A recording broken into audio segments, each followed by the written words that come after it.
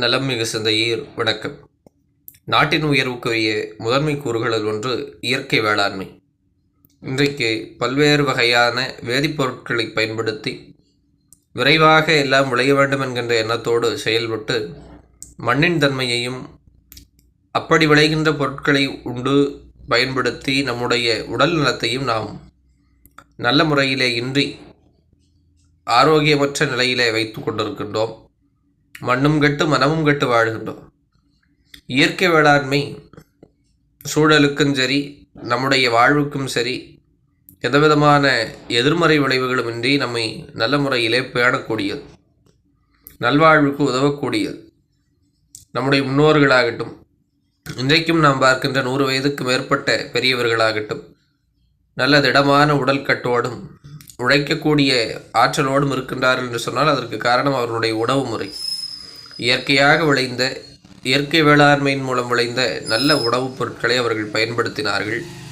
இயற்கை சூழலிலே வாழ்ந்தார்கள்.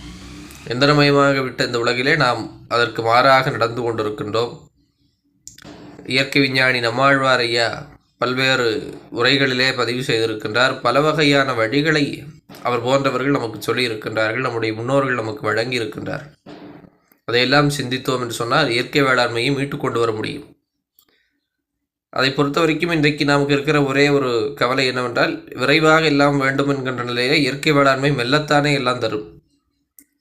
நாம் அப்படி பழக்கிவிட்டோம். வேதிப்பொருட்களை போட்டு போட்டு இந்த மண்ணுக்கு அதனுடைய தன்மையை பழக்கிவிட்டோம். மெல்ல மெல்ல இயற்கை வேளாண்மையை மீண்டும் கொண்டு வர முடியும் என்று சொன்னால் நம்முடைய நலமும் எதிர்காலத்தினுடைய நலமும் பேணப்படும். குண்டுவெடிப்புக்கு பிறகு எந்த பொருளுமே அதில் விளையாது என்று சொல்லக்கூடிய நிலை இருந்தபோதும் தங்களால் முடியும் என்று முயன்று ஹிரோஷிமா நாகசாகியை சார்ந்த அந்த மக்கள் எல்லாம் வேளாண்மை கொண்டு வந்தார்கள். அப்படியெல்லாம் வாய்ப்பு இருக்கின்றது என்று சொல்லும் பொழுது நிச்சயம் இயற்கை வேளாண்மையை மீட்டு கொண்டு வருவதற்கும் நம்மால் இயலும்.